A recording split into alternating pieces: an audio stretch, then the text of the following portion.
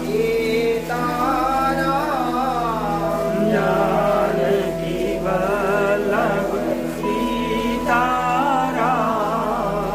श्री राम जय राम जय जय राम श्री राम जय जय राम श्री राम जय राम जय जय राम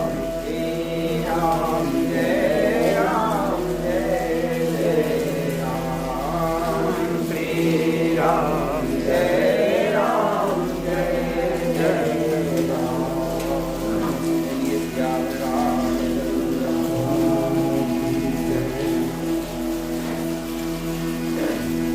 भोलेनाथ से निराला गोपीनाथ से निराला भोलेनाथ से निराला गोपीनाथ से निराला कोई और नहीं। भोलेनाथ से निराला गोपीनाथ से निराला कोई और नहीं। भोलेनाथ से निराला गोपीनाथ से निराला कोई और नहीं। कोई और नहीं, कोई और नहीं, कोई और नहीं, कोई और नहीं। भोलेनाथ से निराला गोपीनाथ से निराला कोई और नहीं। भोलेनाथ से निराला गोपीनाथ से निराला कोई और नहीं। उनका डमरू डम डम बोले अगम निगम के भेद खोले। उनका डमरू डम डम बोले अगम निगम के भेद खोले। उनका डमरू डम डम बोले अगम निगम के भेद खोले। उनका डमरू डम डम बोले अगम निगम के भेद खोले। ऐसा डमरू बजाने वाला कोई और नहीं। भोलेनाथ से निराला गोपीनाथ से निराला और नहीं। भोलेनाथ से निराला गोपीनाथ से निराला और नहीं। काया जब जब करवट बदले पाप चमकते अगले पिछले। काया जब जब करवट बदले पाप चमकते अगले पिछले। काया जब जब करवट बदले पाप चमकते अगले पिछले। काया जब जब करवट बदले पाप चमकते अगले पिछले। अब मुझको बचाने वाला कोई और नहीं। भोलेनाथ से निराला गोपीनाथ से निराला कोई और नहीं। भोलेनाथ से निराला गोपीनाथ से निराला कोई और नहीं। तुमने जग का कष्ट मिटाया मुझको स्वामी क्यों बिसराया। तुमने जग का कष्ट मिटाया मुझको स्वामी क्यों बिसराया।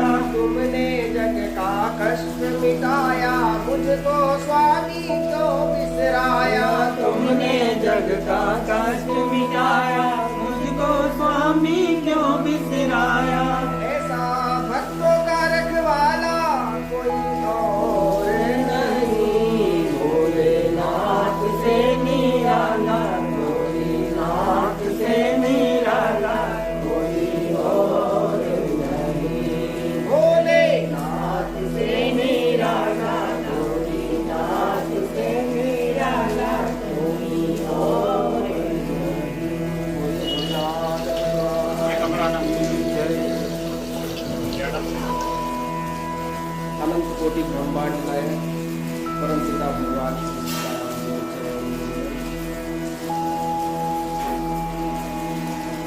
जैसा कि श्रावण मास चल रहा है और श्रावण मास अत्यधिक पुण्यमय मास है और भगवान शिव की उपासना के लिए सर्वश्रेष्ठ मास है। जिस प्रकार से कार्तिक मास में भगवान विष्णु की उपासना की जाती है, इसी प्रकार से श्रावण के महीने में भगवान शिव की उपासना। भगवान श्री राम जी भी कहते हैं कि बिना शंकर जी की कृपा से मेरी भक्ति प्राप्त नहीं होती। भगवान ने रामचरितमानस में समस्त पूर्ववासियों के समक्ष कहा है, और एक कुपत मत सबई कहूं कर दो, शंकर भजन बिना नर भगति न पावे।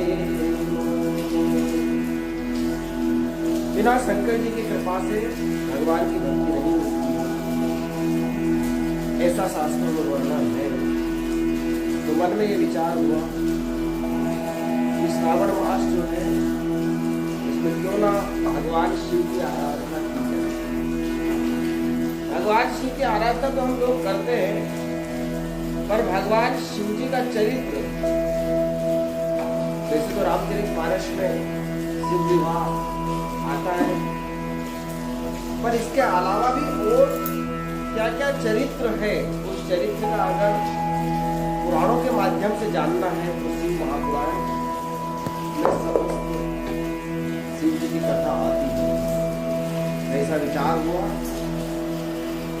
तो शिव महापुराण का उत्तरार्ध खंड प्राप्त हुआ और उत्तरार्ध खंड का दूसरा अध्याय आज प्रारंभ होता है। नंदीश्वर बोले, हे प्रभो, हे तात, हे मुने, अब महेश्वर के समस्त प्राणियों को सुख प्रदान करने वाले तथा लोक के संपूर्ण कार्यों को संपादित करने वाले अन्य श्रेष्ठतम अवतारों को सुनो। कल बताया था कि अलग अलग कल्प में अलग अलग शिव प्रकट होते हैं। आज उसी कथा को आगे बढ़ाते हुए नंदीश्वर बता रहे हैं कि ये सारा संसार परेश शिव उन 8 मूर्तियों का स्वरूप ही है।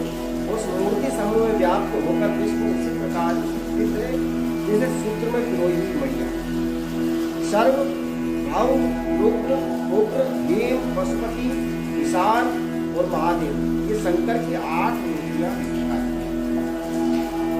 भूमि, जल, अग्नि, पवन, आकाश, क्षेत्रज्ञ, सूर्य एवं चंद्रमा ये निश्चय ही शिव के सर्व आदि 8 रूपों से अधिष्ठित है। महेश्वर शंकर का विश्वाम्बरात्मक सब रूप चराचर विश्व को धारण करता है, ऐसा ही शास्त्र का निश्चय। जो सर्व जो पहला रूप बताया है वो चराचर विश्व को धारण करता है, ऐसा शास्त्रों का निश्चय। समस्त संसार को जीवन देने वाला जल परमात्मा शिव का भव नामक रूप है। यानी जो पृथ्वी है ये भी शास्त्र के हिसाब से शिव ही है। पृथ्वी मिट्टी, इसीलिए मिट्टी के हम शिवलिंग बनाकर उनकी पूजा करते हैं।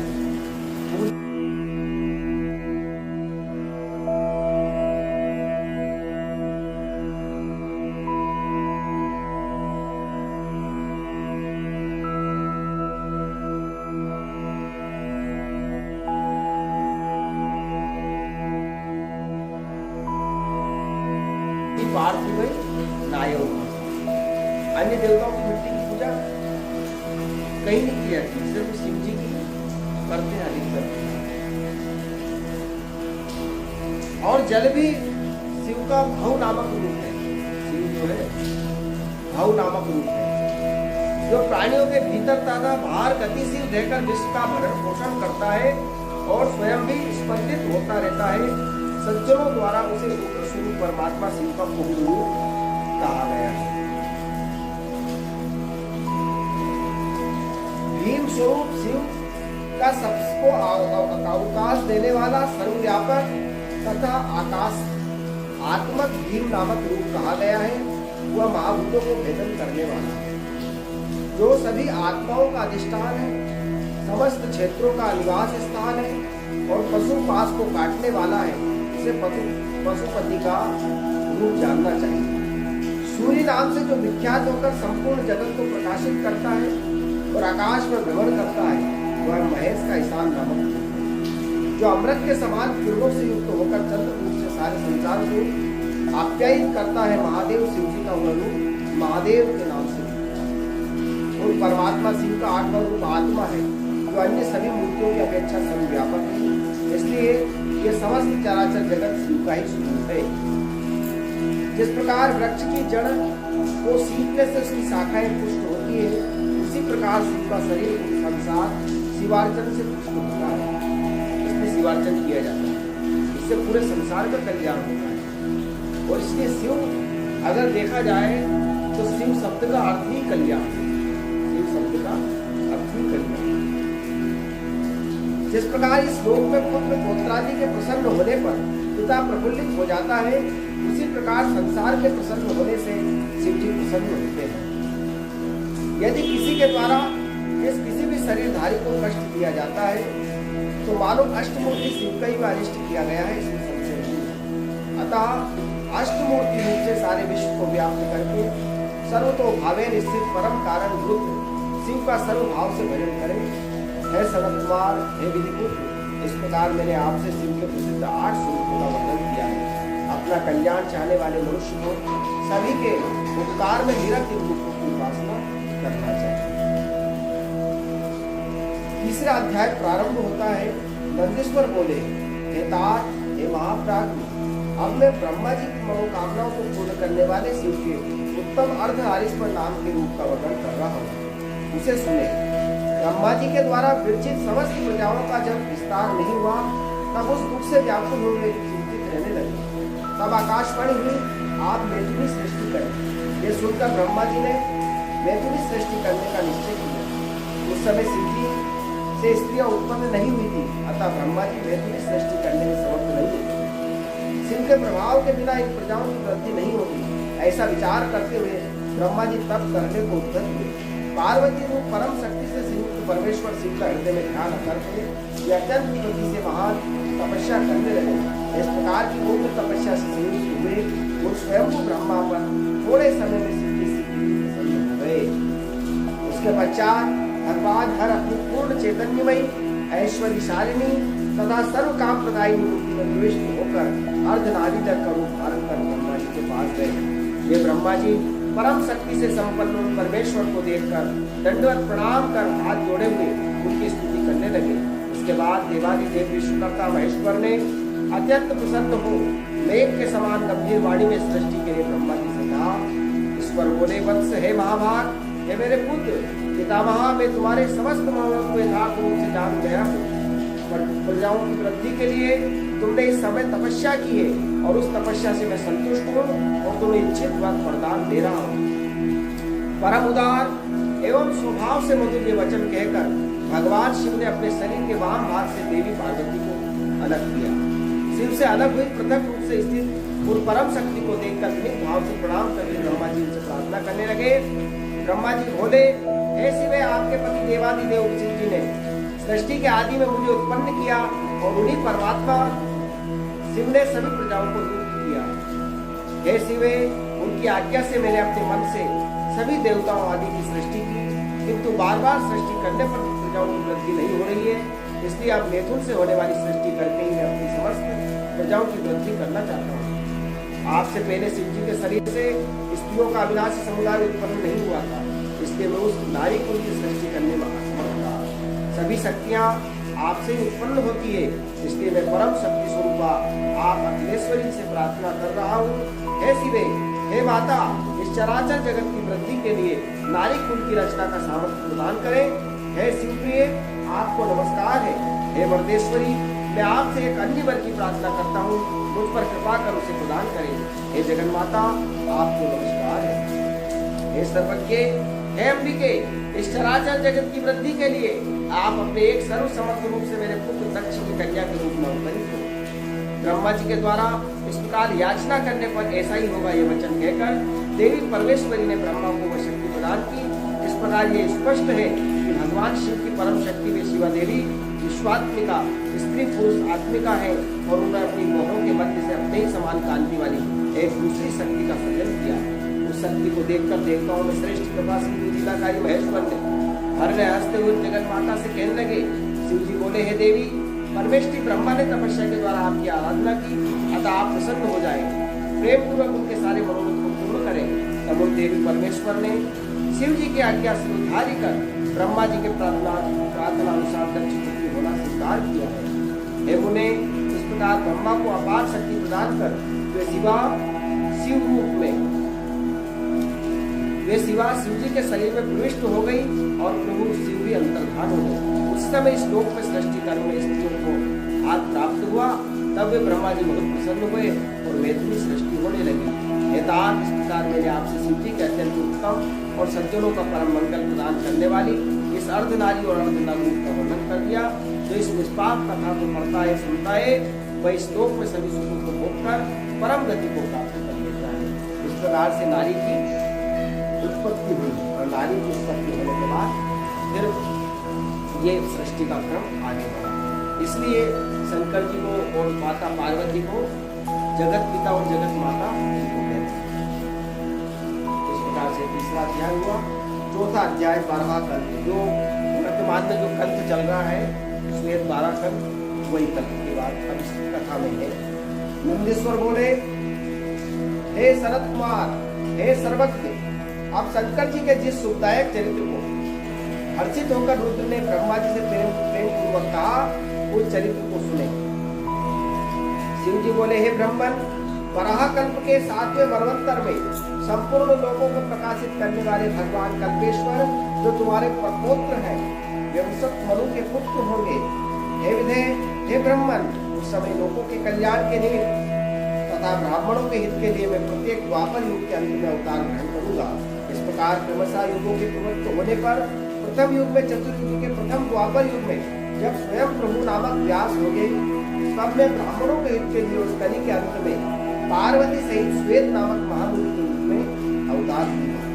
हे विधे, उस समय पर्वतों में श्रेष्ठ रमणीय हिमालय के छागर नामक शिखर पर शिखा से युक्त श्वेत सिख, श्वेताश्व और श्वेत रोहित नामक मेरे 4 शिष्य होंगे। ये चारों ध्यान योग के प्रभाव से मेरे लोक में जाएंगे। तब वह मुझ अविनाशी को तत्पूर्वक जान करके जो मेरे भक्त होंगे और जन्म मृत्यु जरा से रहित तथा परम ब्रह्म में समाधि लगाने वाले होंगे। हे पितामह, हे वत्स, ज्ञान के बिना मनुष्य मुझे दान धर्मादि कर्म के हेतु साधनों से देखने में असमर्थ है। दूसरे द्वापर में जब सत्य नामक प्रजापति व्यास होंगे, तब मैं कलयुग में सुतार नाम से अवतार ग्रहण करूंगा। ये एक ही कल्प में अलग अलग चतुर्युग की कथा है। अब जैसे कलयुग का बता दिया, फिर दूसरे द्वापर में जब दूसरा द्वापर आएगा, यानी इस चतुर्युग के बाद जब दूसरा द्वापर आएगा, फिर बता रहे हैं। और फिर उसके बाद जब सत्य नामक प्रजापति होंगे, उसमें कलयुग में सुतार नाम से अवतार ग्रहण करूंगा। उस युग में भी दुंदुभी, शत्रु, ऋषिक, हेतुमान नामक वेदज्ञ ब्राह्मण में भी शिष्य होंगे। वे चारों ध्यान योग के प्रभाव से मेरे लोक को प्राप्त करेंगे और मुझ अव्यय को यथार्थ रूप से जानकर मुक्त होंगे। तीसरे द्वापर युग के अंत में जब भार्गव नामक व्यास होंगे, तब मैं दमन नाम से अवतार ग्रहण करूंगा। उस समय भी विशोक, विशेष, विपाक और पाप नाशन नामक मेरे 4 पुत्र होंगे। हे चतुरानन, उस कलयुग में मैं अपने शिष्यों के द्वारा व्यास जी की सहायता करूंगा और तथा निवृत्ति मार्ग को ग्रहण करूंगा। चौथे द्वापर में जब अंगिरा व्यास रूप से प्रसिद्ध होंगे, तब मैं सुहोत्र नामक से अवतार ग्रहण करूंगा। उस समय भी महात्मा योग साधक मेरे 4 पुत्र शिष्य होंगे। ये ब्राह्मण, मैं उनके नाम बता रहा हूँ, सुमुख, दुर्मुख, दुर्गम और दुर्तिक्रम। हे विधे, उस समय मैं अपने शिष्यों के द्वारा व्यास की सहायता करूंगा। 5वें द्वापर में सविता नामक व्यास कहे गए हैं। उस समय में महातपस्वी कंक नामक योगी के रूप में अवतार ग्रहण करूंगा। उस समय भी मेरे 4 योग साधक तथा महात्मा पुत्र शिष्य होंगे। उनके नाम मुझसे सुनिए, सनक, सनातन, वंदन और सर्वव्यापी निर्मल अहिंसा रहित सनत कुमार। हे ब्रह्मन, उस समय भी कंक नामक में सविता व्यास की सहायता करूंगा और निवृत्ति मार्ग का समर्पण करूंगा। इसके बाद छठे द्वापर के आने पर लोक की रचना करने वाले तथा वेदों का विभाग करने वाले मृत्यु नामक व्यास होंगे, उस समय भी मैं लोकाक्षी नाम से अवतार ग्रहण करूंगा और व्यास की सहायता के लिए निरक्षी नाम का वर्णन करूंगा। उस समय भी सुदामा, ब्रजा, संजय, विजय नामक मेरे 4 पुत्रों के शिष्य होंगे। हे विजय, 7वें द्वापर के आने पर जब सतुतु नामक व्यास होंगे, उस समय भी मैं विभु, जैगिष, सव्य नाम से अवतरित होऊंगा और महायोग विचक्षण होकर काशी की गुफा में दिव्य स्थान में उषा के आसन पर बैठकर योग मार्ग को दृढ़ करूंगा तथा सतुतु व्यास की सहायता करूंगा और हे विजय, संसार के भय से भक्तों का उद्धार करूंगा। उस युग में भी सारस्वत, योगेश, मेघवा और सुवार नामक मेरे 4 शिष्य होंगे। 8वें द्वापर युग के आने पर वेदों का विभाग करने वाले मुनि श्रेष्ठ व्यास, वशिष्ठ वेद व्यास होंगे। हे योग जानने वाले, मैं श्रेष्ठ उस समय में दधिवाहन नाम से अवतार ग्रहण करूंगा और व्यास की सहायता करूंगा। उस समय कपिल, आसुरी, पंचशिख, सालवन नामक मेरे 4 पुत्र होंगे जो मेरे ही समान योगी होंगे। हे विजय, 9वें द्वापर युग के आने पर उसमें सारस्वत नामक मुनि श्रेष्ठ व्यास होंगे। उस समय व्यास जी निवृत्ति मार्ग बनाने का विचार करेंगे। तब मैं ऋषभ नाम से विख्यात होकर अवतार दूंगा। उस समय पाराशर, गर्ग, भार्गव, गिरीश नामक मेरे परम योगी शिष्य होंगे। हे प्रजापति, मैं उनके साथ योग मार्ग को दृढ़ करूंगा और हे सनमुनि, में वेद व्यास की सहायता करूंगा। उस समय हे विजय दयालु, मैं अपने उस रूप से बहुत से दुखित भक्तों का और स्वयं आपका भी उद्धार करूंगा।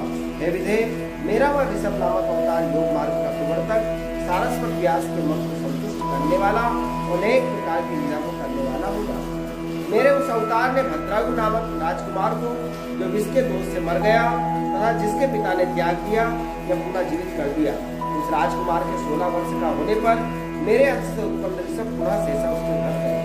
हे प्रजापति, उस राजकुमार ने कृपानिधि तथा अति सुंदर उन ऋषभ जी का आदर पूर्वक पूजन किया और ऋषभ जी ने उस समय राजयोग से युक्त धर्मोपदेश दिया। तदंतर उन्होंने प्रसन्न जी को दिव्य कवच, शंख, प्रकाशमान खड्ग प्रदान किया जो शत्रुओं के विनाश में समर्थ था।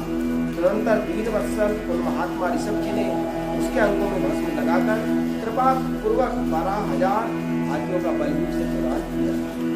इस प्रकार माता से भद्रायु को भली भांति आश्वस्त करके उन दोनों से पूजित होकर स्वेच्छागामी प्रभु ऋषभ चले गए। हे विधे, राज ऋषि भद्रायु भी अपने शत्रुओं को जीतकर कीर्तिमालिनी से विवाह कर धर्म अनुसार राज्य करने लगा। मैंने इस प्रकार के प्रभाव वाले, सज्जनों को गति प्रदान करने वाले तथा दीन बुद्धियों के बंधु शंकर के 9वें ऋषभ अवतार को भाव से किया। ऋषभ का चरित्र परम पवित्र, महान, स्वर्ग देने वाला, यश और कीर्ति को बढ़ाने वाला, आयु को बढ़ाने वाला, इस प्रकार इस यज्ञ को होना चाहिए। 12 कल्प के 10वें से 28वें द्वापर तक योग से होने वाले व्यास और शिव अवतारों का अभी कौन सा कलयुग चल रहा है? अष्टाविश्व में कलयुग है। तो 12 कल्प में 28वां कलयुग चल रहा है। तो हर कलयुग में, हर 28वें द्वापर में अलग अलग व्यास है। इसलिए कभी लगता कि इसमें कुछ लिखा उसमें कुछ लिखा, क्योंकि हर युग के हिसाब से उन्होंने उस चीज को बताया। और इस बात से भी ये सब समझना चाहिए हमको कि देखो, भगवान ने जो भी लीलाएं करी, ये सारी लीला पहले ही, यानी कि जैसे किताब में हम लिख देते हैं ना कि अब इसके बाद ये होगा, इसके बाद ये होगा, ये सब भगवान लिख के रख लेते हैं। अब ये होगा, फिर कहते फिर ऐसा क्यों करते हो? फिर क्या है, जैसे फिल्म बनाते हैं डायरेक्टर, तो पहले से उसका पूरी लिख लेते हैं और बना लेते हैं, और बनाने के बाद जब फिर उसको चलाते हैं, टीवी में देखते हैं, तो वही जो देखते हैं, जो करते हैं उसमें रोल, उनको देख के बड़ा आनंद आता है। तो ऐसे ही हम सबको भगवान ने रोल अदा करने के लिए भेज दिया है। अब बढ़िया रोल अदा करना है हमको, ये सब भगवान ने कार्यभार दिया है, उस कार्य को बढ़िया ईमानदारी से निभाना है, तब जाके हम अच्छे एक्टर हो पाएंगे। ये सब भगवान की लीला है, सब होता है। शिव जी बोले, 10वें द्वापर युग में जब त्रिधामा नामक मुनि व्यास होंगे, उस समय में हिमालय के पर्वत के मनोहर भृंगतुंग नामक ऊंचे शिखर पर अवतार ग्रहण करूंगा। उस समय भी मेरे स्तुति सम्मित तथा तपस्वी भृगु, बलबंधु, नरामित्र तथा केतु संग नामक पुत्र होंगे। 11वें द्वापर युग में जब त्रिवक्र नामक व्यास होंगे, उस समय में कलयुग के गंगा द्वार पर तप नाम से अवतरित होऊंगा। उस समय भी लंबोदर, लंबाक्ष, केशलंब, प्रलंबक नामक 4 द्रवती मेरे शिष्य होंगे। 12वें द्वापर युग के आने पर वेदों के विभाग करने वाले सत्तेजा नामक व्यास होंगे। तब मैं द्वापर के अंत होने पर कलयुग में यहाँ पर पृथ्वी पर अवतार ग्रहण करूंगा। उस समय हेम कंचुक नामक स्थान पर आविर्भूत हुआ। मैं अत्रि के नाम से प्रसिद्ध होकर व्यास जी के साहित्यार्थ निवृत्ति मार्ग को ग्रहण करूंगा। हे महामुने, उस समय सर्वज्ञ, समबुद्धि, शांति एवं सर्व नामक मेरे परम योगी 4 पुत्र होंगे। 13वें द्वापर युग में धर्म स्वरूप नारायण नामक व्यास होंगे। उस समय में बालचिल्य के आश्रम में उत्तम गंधमादन पर्वत पर बलि नामक महामुनि के रूप में अवतार ग्रहण करूंगा। वहां पर सुदामा, काश्यप, वशिष्ठ और गिरजा नामक मेरे 4 श्रेष्ठ पुत्र होंगे। 14वें द्वापर युग के आने पर जब वृक्ष नामक व्यास होंगे, तब मैं अंगिरस वंश में गौतम नाम से अवतार ग्रहण करूंगा। उस समय भी कलयुग में अत्रि, वसंत, श्रवण, श्रीकृष्ण नामक मेरे 4 पुत्र होंगे। मेरे कलयुग में 4 ही होंगे, शिष्य योगी होंगे। 15वें द्वापर युग में जब त्रयारुणी नामक व्यास होंगे, उस समय वेदशिरा नाम से अवतरित होगा और वेदशिरा नामक महावीरवान मेरा अस्त्र होगा। और महासरस्वती के उत्तर और हिमालय के पृष्ठ भाग में वेदशीर्ष पर्वत पर निवास करूंगा। उस समय में पुनि, कुनिबाहु, कुशरीर और कुनेत्र नामक मेरे 4 शक्तिशाली पुत्र होंगे। 16वें द्वापर युग में जब देव नामक व्यास होंगे, उस समय में योग मार्ग का उपदेश देने के लिए गोकर्ण नाम से उत्पन्न होगा। वहीं पर परम पुण्यप्रद गोकर्ण नामक वन है। वहां पर जल के समान निर्मल अंतकरण वाले काश्यप, उष्णा, चैवन, बृहस्पति नामक मेरे 4 योग परायण पुत्र होंगे। ये पुत्र भी योग मार्ग से शिव पद को प्राप्त करेंगे। 7वें द्वापर युग के आगमन पर देव कृतंजय नामक व्यास होंगे। इस समय में हिमालय के उत्तम तथा ऊंचे शिखर पर इनसे व्याप्त जो महालय नामक शिव क्षेत्र है, वहाँ गुहावासी नाम से अवतार धारण करूंगा। और वहाँ भी तत्व, वामदेव, महायोग एवं महाबल नामक मेरे 4 पुत्र होंगे। 18वें द्वापर युग के आने पर जब वितंजय नामक व्यास होंगे, तब मैं उस हिमालय के मनोहर शिखर पर शिखंडी नाम से प्रकट होऊंगा। और उस महापुण्य प्रसिद्ध क्षेत्र में शिखंडी नामक पर्वत है, उसी नाम वाला वन भी है जहाँ शिव निवास करते हैं। वहाँ भी वात्स्रवा, रुचिक, सयावाशी एवं यतीश्वरी मेरे 4 महातपस्वी पुत्र होंगे। 19वें द्वापर युग में जब भरद्वाज मुनि व्यास होंगे, तब हिमालय के शिखर पर जटा धारण किया हुआ मैं माली नाम से अवतार ग्रहण करूंगा। और वहाँ समुद्र के समान गंभीर हिरण्यनामा, कौशल्य, लोकाक्षी तथा प्रथमी नामक मेरे 4 पुत्र होंगे। 20वें द्वापर में गौतम नामक व्यास होंगे। तब मैं हिमालय पर्वत पर अट्टहास नाम से अवतीर्ण होऊंगा। वही हिमालय के पृष्ठभाग पर अट्टहास नामक महापर्वत है, जहाँ अट्टहास प्रिय मनुष्य निवास करते हैं। और जो देव, मनुष्य, सिद्ध और चारों से सेवित है, वहाँ भी सुवर्तु, विद्वान, बर्बरी, कबंध तथा कुशिकंदर नामक मेरे 4 भाई होंगे। 21वें द्वापर में जब वाज्रवा नामक व्यास होंगे, तब मैं दारुक नाम से अवतरित होऊंगा, इसलिए उस उत्तम वन का नाम भी दारुवन होगा। वहाँ पर भी मैं लक्ष्य, बारभाइनी, केतुमान और गौतम नामक मेरे 4 भाई होंगे। 22वें द्वापर युग के आने पर जब सुषमायन नामक व्यास होंगे, तब मैं नागिनी, भीम नामक महामुनि के रूप में वाराणसी में अवतरित होऊंगा। जहाँ कलयुग में इंद्र सहित समस्त देवगण मुझे हलायुग शिव का दर्शन करेंगे। वहाँ भी भंडवी, मधु, सिंह तथा श्वेत नामक मेरे 4 परम धार्मिक पुत्र होंगे। 23वें द्वापर युग के आने पर जब मुनि जड़बिंदु व्यास होंगे, तब मैं उत्तम कालंतर पर्वत पर श्वेत नाम से अवतार लूंगा। उस समय उशिक, भ्रदस्व, देवन एवं कवि नामक मेरे 4 पुत्र होंगे। 24वें द्वापर युग के प्राप्त होने पर जब यक्ष नामक व्यास होंगे, उस समय मैं नेमिष क्षेत्र में शूली नामक महायोगी के रूप में अवतार ग्रहण करूंगा। वहाँ पर भी शालिहोत्र, अग्निवेश, युवानस्व एवं सरदुष्टु नामक मेरे 4 तपस्वी शिष्य होंगे। 25वें द्वापर युग में जब शक्ति नामक व्यास होंगे, तब मैं दंडधारी महायोगी मुंडीश्वर के रूप में अवतार ग्रहण करूंगा। उस समय में छगन, कुंडकर्ण, ब्रह्मांड एवं प्रभात नाम 4 तपस्वी शिष्य होंगे। 26वें में द्वापर युग में जब पराशर नामक व्यास होंगे, उस समय में भद्रवटपुर में आकर सहिष्णु नाम से अवतरित होऊंगा। वहाँ पर भी उलूक, विद्युत, शंभु तथा आश्वलायन नाम वाले मेरे 4 तपस्वी शिष्य होंगे।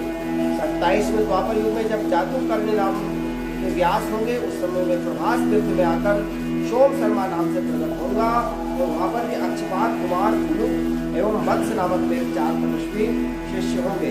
28वें द्वापर युग में जब महाविष्णु पराशर के रूप में जन्म लेकर देवापायन नामक व्यास होंगे, तब छठे अंश से पुरुषोत्तम श्री कृष्ण कृष्ण भी वासुदेव के नाम से प्रसिद्ध और वसुदेव के पुत्र रूप में अवतरित हो गए। उस समय में योग माया से संसार को विस्मित करने के लिए योगात्मा नामक ब्रह्मचारी को धारण करूंगा और शरीर को अनामय समझकर इसे मृत की भांति संसार में छोड़कर ब्राह्मणों के लिए योग माया से आप ब्रह्मा एवं विष्णु के साथ दिव्य तथा पवित्र मेरु को हमें प्रवेश करूंगा। हे ब्रह्मन, उस समय में लंकुली नाम से अवतार ग्रहण करूंगा। मेरे उत्पन्न होने से काया अवतार सिद्ध क्षेत्र के नाम से उस समय तक विख्यात रहेगा जब तक ये पृथ्वी रहेगी। उस समय भी कुशिक, गर्ग, मित्र एवं पौरुष नामक मेरे तपस्वी शिष्य होंगे। ये सभी योगी ब्रह्मनिष्ठ, वेद के पारगामी विद्वान तथा उधर देता ब्रह्मचारी होकर माहेश्वर योग को प्राप्त कर सिद्ध हो जाएंगे। सूत जी बोले, हे उत्तम व्रत वाले मुनियों, इस प्रकार परमात्मा शिव ने योग सुख मनवंतर के प्रत्येक कलयुग में होने वाले अपने योगावतारों का सम्यक वर्णन किया। हे विभो, इसी प्रकार प्रत्येक द्वापर युग में 28 व्यास और प्रत्येक कलयुग के प्रारंभ में योगेश्वर के अवतार होते रहते हैं। प्रत्येक महायोगेश्वर के अवतारों में उनके 4 महाशिव शिष्य होते हैं जो योग मार्ग की वृद्धि करने वाले तथा अविनाशी होते हैं। ये सभी शिष्य पाशुपत व्रत का आचरण करने वाले, शरीर को भस्म लेपन करने वाले, रुद्राक्ष की माला धारण करने वाले तथा त्रिपुंड से शोभित मस्तक वाले होते हैं। सभी शिष्य धर्मपारायण, वेद वेदांत के ज्ञाता, लिंगार्चन में सदा तत्पर, बाहर तथा भीतर से मुझ में भक्ति रखने वाले, योग ध्यान पारायण तथा जितेंद्रिय होते हैं। विद्वानों द्वारा इनकी संख्या 112 कही गई है। इस प्रकार मैंने 28 युगों के क्रम से मनु से लेकर श्री कृष्ण अवतार पर्यंत शिव जी के अवतारों का लक्षण कह दिया। इस कल्प में जब कृष्ण देवपायन व्यास होंगे तब श्रुति समूह ब्रह्म लक्षण संपन्न विद्वान अर्थात वेदांत के रूप में प्रयोग होगा। हे शरद कुमार देवेश्वर शिव ब्रह्मा से इतना कहकर उन पर कृपा करके उनकी ओर पुनः देखकर वहीं पर अंतरहित हो गए। सनत कुमार बोले, हे नंदीश्वर, आप महादेव के अंश से किस प्रकार उत्पन्न हुए और किस प्रकार शिवत्व को प्राप्त हुए? हे प्रभु, मुझे ये सब सुनना चाहता हूँ, अतः आप मुझे बताने की कृपा करें। अब नंदी महाराज से पूछा कि आप कैसे प्रकट हुए? आप भी तो शिव के स्वरूप हैं, आपका अवतार भी मैं सुनना चाहता हूँ। नंदीश्वर बोले, हे शरद कुमार, हे सर्वज्ञ, हे पुण्य, जिस प्रकार शिव जी के अंश से उत्पन्न होकर मैंने शिवत्व को प्राप्त किया है उसको आप सावधानी पूर्वक सुने। किसी समय उद्धार के अभिलाषा वाले पितरों ने महर्षि सिलाद से आदर पूर्वक कहा, संतान उत्पन्न करने का प्रयत्न करें। तब सिलाद ने भक्ति पूर्वक उनका उद्धार करने की इच्छा से पुत्रोत्पत्ति करने का विचार किया। परम धर्मात्मा तथा तेजस्वी और सिलाद मुनि ने अधो दृष्टि और मुनि वृत्ति धारण कर ली और वे सिंलोक को चले गए। और सिलाद मुनि ने स्थिर मन एवं दृढ़ व्रत वाला होकर इंद्र को उद्देश्य करके बहुत समय अति कठोर तप किया। तब तपोनिरत के तप से सर्वदेव को इंद्र संतुष्ट हुए और वर देने हेतु आए। अत्यंत प्रेम पूर्वक सिलाद बोले, हे अलग, मैं आप पर प्रसन्न हूँ, अतः हे मुनि सार्वभौम आप वर मांगे। तब सिलाद मुनि देवेश इंद्र को प्रणाम कर स्तोत्र के द्वारा आदर पूर्वक स्तुति करके हाथ जोड़कर उसे लगे। सिलाद बोले, हे इंद्र, हे सूर्यसान, हे प्रभु, यदि आप उस पर प्रसन्न हो तो मैं आपसे अयोनिज, अवर और उत्तम व्रत वाले पुत्र की कामना करता हूँ। सिलाद इसीलिए मांगा। इंद्र बोले, हे पुत्र आर्थिक, मैं आपको योनि से उत्पन्न तथा मृत्यु को प्राप्त होने वाला खुशी को दे सकता हूँ और इसके विपरीत नहीं, यानी प्रकृति में जो प्राप्त होता है उसी को दे सकता हूँ। आपने कहा किसी माता के गर्भ से ही नहीं हो, ऐसे ही प्रकट हो, तो मैं ये देने में सक्षम नहीं हूँ। इसके विपरीत कोई की मृत्यु तो कोई भी दे सकता, मैं आपको अयोनिक और मृत्यु रहित पुत्र नहीं दे सकता हूँ। हे महामुने, अयोनिक एवं अमर पुत्र को भगवान विष्णु, ब्रह्मा तथा कोई अन्य भी दे नहीं सकते, ये भी नहीं दे सकते। वे दोनों भी शिव के शरीर से उत्पन्न होते हैं और मरते रहते हैं और दोनों की आयु का प्रमाण भी वेद में अलग कहा है। इसलिए मृत्यु एवं अयोनिक पुत्र की कामना प्रयत्न पूर्वक छोड़े और अपने सामर्थ्य वाला पुत्र प्राप्त करें। हाँ, यदि देवादिदेव महादेव रुद्र आप पर प्रसन्न हो जाए तो आपको अत्यंत दुर्लभ मृत्युहीन और अयोनिज पुत्र प्राप्त हो सकता है। हे महामुने, मैं भगवान विष्णु एवं ब्रह्मा की अयोनिज मृत्यु नहीं दे सकते हैं। यदि इस प्रकार के पुत्र को प्राप्त करने की कामना से आप महादेव की आराधना करें तो महान सामर्थ्य वाले सर्वेश्वर आपको इस प्रकार से नंदीश्वर बोले, हे मुने, परम दयालु इंद्र और विप्रेंद्र के इस प्रकार कहकर और उनका अनुग्रह करके देवताओं के साथ अपने लोग को चले गए।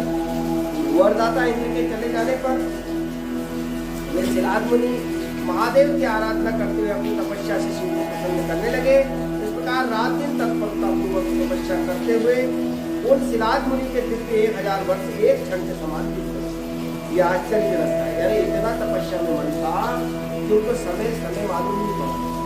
हमको तो एक व्रत करते हुए दिन भर मालूम पड़ जाता है कितना लंबा है, कितना मन लगना चाहिए। अस्थि मात्र हुई रहे शरीरा तदपि मनाद मन ही नहीं किया। इतना कष्ट के बाद भी मन में पीड़ा नहीं होती, उनको लगन है, उनको लगन के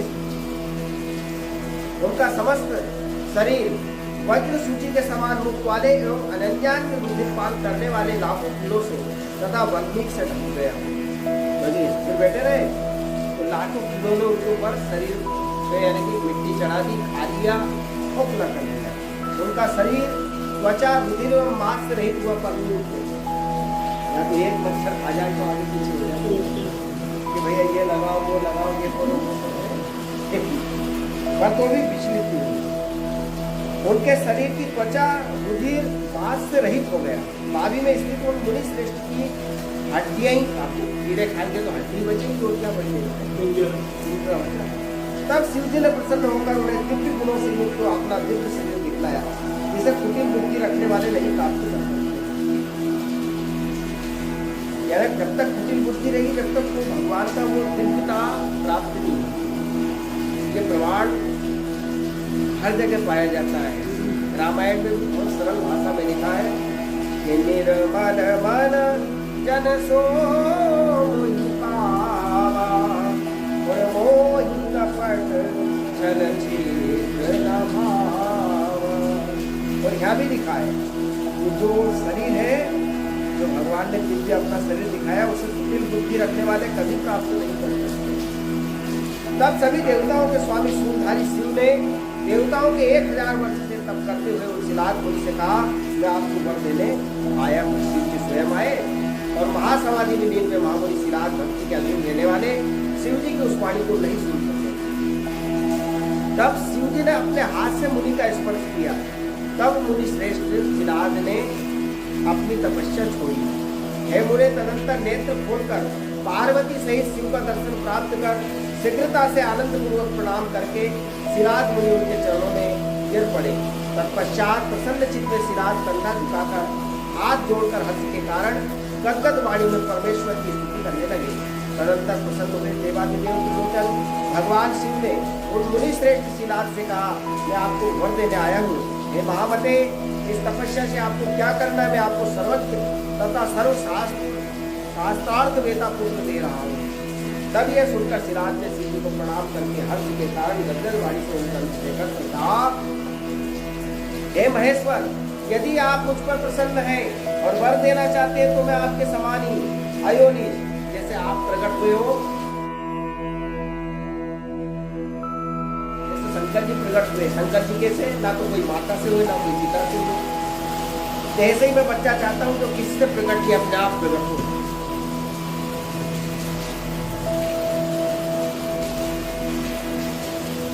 और मृत्युहीन पुत्र चाहता हूँ, जिसकी कभी मृत्यु ना हो, ऐसा पुत्र चाहता हूँ। नंदीश्वर बोले, हे शरद कुमार, तब उनके ऐसा कहने पर त्रिनेत्र भगवान शिव प्रसन्नचित्त होकर मुनि श्रेष्ठ सिलाद से कहने लगे। शिव जी बोले, हे विप्र, हे तपोधन, पूर्व काल में ब्रह्मा देवता मुनियों ने मेरे अवतार के लिए तपस्या के द्वारा मेरी आराधना की थी, इसलिए मैं नंदी नाम से आपके अयोनिज पुत्र के रूप में अवतरित होऊंगा। और हे मुने, तब आप मुझे तीनों लोगों के पिता के पास तीन पिता बन जाएंगे। नंदीश्वर बोले, ऐसा कहकर प्रणाम करके स्थित मुनि की ओर देखकर उन्हें आज्ञा देकर उमा सहित दयालु शिव मुनि अंतरित हो गए। तब उन महादेव के अंतर्धान हो जाने पर अपने आश्रम में आकर उन महामुनि सिलाद ने ऋषियों को वृत्तांत बताया। हे शरद कुमार, कुछ समय बाद यज्ञ वेताओं में श्रेष्ठ मेरे पिता सिलाद मुनि गए। यज्ञ करने के लिए यज्ञ स्थल का शीघ्रता से दर्शन करने लगे। उस समय यज्ञ आरंभ से पूर्व ही शिव की आज्ञा से प्रे अग्नि के सदस्य देदीप्यमान होकर मैं उनके शरीर के रूप में प्रकट हुआ। उस समय सिलाद मुनि के पुत्र रूप में मेरे अवतरित होने पर पुष्करावर्त आदि में वर्षा करने लगे। आकाशाचारी किन्नर सिद्ध और साध्वीगण गान करने लगे और ऋषिगण चारों ओर से पुष्पवृष्टि करने लगे। इसके बाद ब्रह्मा आदि देवगण, देव पत्नियां, विष्णु, शिव, अंबिका ये सब अत्यंत प्रसन्नतापूर्वक वहाँ आए। उस समय वहाँ पर बहुत बड़ा उत्सव हुआ, अप्सराएं नाचने लगी। वे सभी देवगण हर्षित होकर मेरे समादर तथा आलिंगन करके स्तुति करने लगे। वे लोग उनसे राजमुनि की प्रशंसा कर तथा उत्तम स्त्रोतों से शिव और पार्वती की स्तुति कर अपने अपने धामों को चले गए। अखिलेश्वर शिव शिवा भी अपने धाम को चले गए। महर्षि शिलाद भी प्रेरकादि सूर्य और अग्नि के समान कांतिमान, तीनों नेत्रों से युक्त, चार भुजा वाले, जटा मुकुटधारी, त्रिशूल आदि शस्त्र धारण करने वाले, निर्दीप्तमान रुद्र के समान रूप वाले तथा सब प्रकार से प्रणम्य मुझ नंदीश्वर को बालक के रूप में देखकर परम आनंद से परिपूर्ण होकर स्वयं को करने लगे।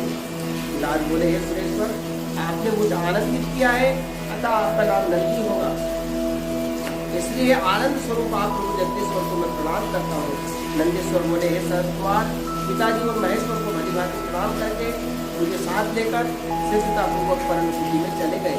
वे इतने प्रसन्न हुए मानो किसी निर्धन को निधि मिल गई। हे महामुने, जब मैं महर्षि शिलाद की कुटी में गया तब मैंने उस प्रकार के रूप का त्याग कर मनुष्य शरीर धारण कर लिया। तदनंतर मुझे मनुष्य शरीर धारण किया हुआ देखकर लोग पुनीत मेरे पिता अपने कुटुंब से दुखी होकर विलाप करने लगे। कालकायन मुनि के पुत्र शिलाद ने मेरा समस्त जाति संपादित किया। 5वें वर्ष में मेरे पिता ने मुझे सांगोपांग वेद और संपूर्ण शास्त्रों का अध्ययन कराया। 7वें वर्ष के संपूर्ण होने पर मित्र वरुण नामक 2 मुनि शिव जी की आज्ञा से मुझे देखने के लिए उनके आश्रम पर आए। उन मुनि शिलाद के द्वारा सत्संग होकर सुखपूर्वक बैठे हुए दोनों महात्मा महामुनि से बार बार देखकर कहने लगे। मित्र और वरुण बोले, नेतात आपके पुत्र नंदी ने तो संपूर्ण शास्त्रों और पारंगत, मुझे अभी तक कोई दिखाई या सुनाई नहीं पड़ा। किंतु सुख है, ये अल्पायु है, अब इस वर्ष से अधिक आयु इसकी आयु हम लोग देख नहीं सकता है। और मित्रों के ऐसा कहने पर पुत्र वर्षन शिलाद उसका आलिंगन करके व्याकुल होकर ऊंचे स्वर में अत्यधिक विलाप करने लगे। तदनंतर मृतक के समान गिरे हुए पिता एवं पितामह को देखकर वो बालक उनके तरफ कमल का ध्यान कर प्रसन्नचित होकर कहने लगा, हे तात, आप किस दुख से दुखी होकर कांपते हुए रो रहे हैं? आपको ये दुख कहाँ से उत्पन्न हुआ? मैं आपको यथार्थ रूप से जानना चाहता हूँ। पिता बोले, हे पुत्र, तुम्हारी अल्पावस्था में मृत्यु के दुख से मैं अत्यधिक दुखी हूँ। मेरे दुख को कौन दूर करेगा? मैं उसकी शरण में जाऊँ। पुत्र बोला, देवता, दानव, यमराज, काल, अन्य कोई भी प्राणी यदि मुझे मारना चाहे तो भी मेरी अंतिम मृत्यु नहीं होगी, आप दुखी ना हो। पिताजी, मैं आपकी सोबत दिखाता हूँ, ये सच कह रहा हूँ। पिता बोले, हो पुत्र, वह कौन सा तप है, ज्ञान है अथवा योग है, अथवा तुम्हारा प्रभु है जिससे तुम मेरे दारुण दुख को दूर करोगे? पुत्र बोला, हे तात, मैं ना तो तप से ना विद्या से मृत्यु को रोक सकूंगा, मैं तो केवल महादेव के भजन से मृत्यु को रोकूंगा, इसके सभी। नंदीश्वर बोले, ऐसा कहकर मैं पिता के चरणों में प्रणाम कर उनकी प्रतीक्षा करके उत्तम मन को देना है। इसी के साथ अपनी वाणी को विराम करेंगे। ये नंदीश्वर भगवान की कथा है। आगे भी कथा